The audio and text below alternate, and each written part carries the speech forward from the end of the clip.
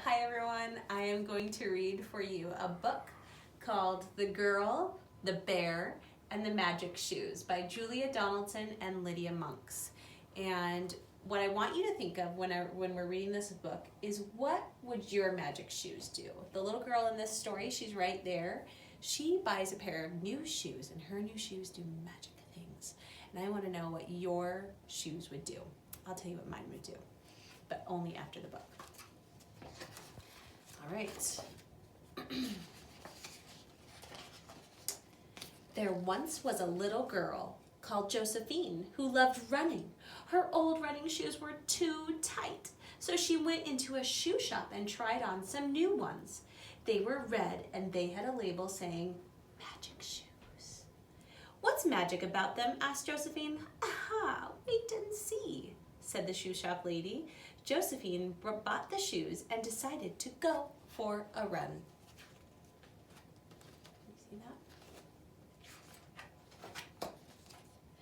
Pit-a-pat, pit-a-pat went the shoes, but then she heard another sound. Click, click, click, click.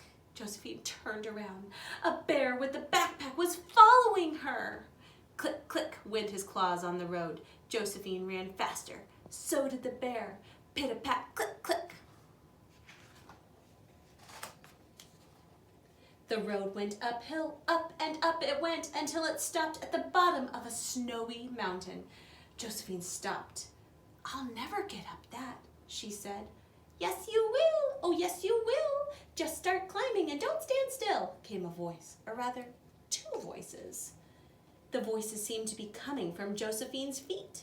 Josephine looked down and was amazed to see her new running shoes change into blue snow boots.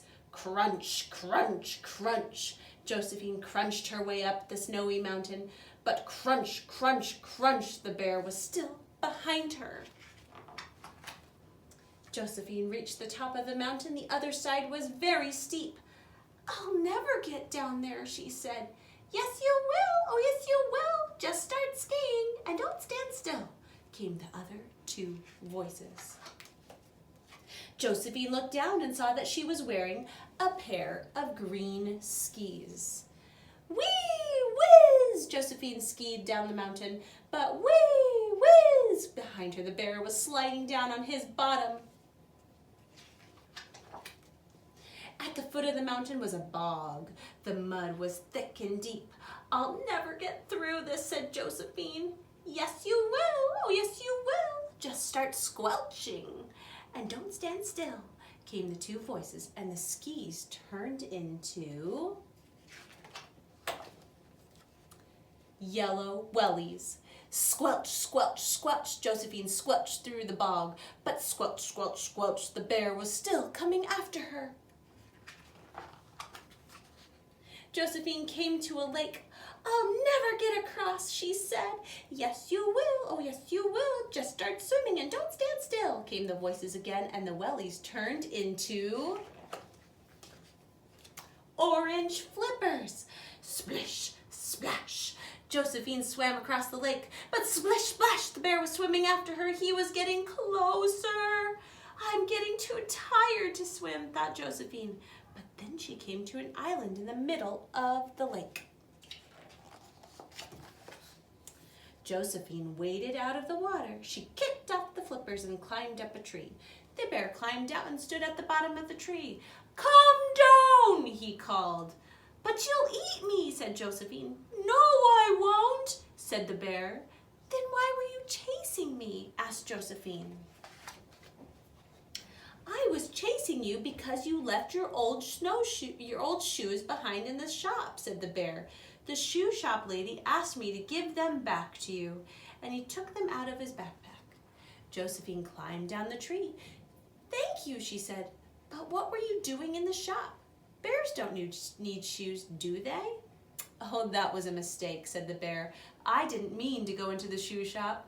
I meant to go to the fish shop next door." Then the flippers laughed. "Ha, ha, ha! Ho, ho, ho! Time for a dance now. Off you go!" And they turned into a pair of pink dancing shoes. Josephine put the dancing shoes on, and she and the bear danced all around the island until it was time to splash, squelch, crunch, whiz, and run, and all the way home. The end. So those were the magic shoes. They turned into the type of shoes she needed every time she got to a new challenge. And remember how we talk about this a lot in class? We talk about the fact that we can do hard things. And it might have seemed hard to go through a muddy swamp, a bog, it said, or to swim across a large lake, or to go up a really tall mountain. Those things are so hard. But every time she went to them, her shoes changed, and she could do it. So we can do hard things too. And I thought about this, I actually thought about this all day.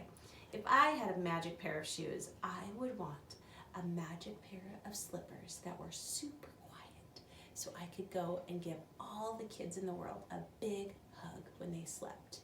Because I love to give my kids hugs when they're asleep. And that would be my magic pair of shoes. So I want to know what yours would do. Would yours play karate? Would yours swim? Would yours be a ballerina dancer? Help you be a ballerina dancer? What would your magic shoes do? That is my question. I hope you enjoyed the book today. Have a great day.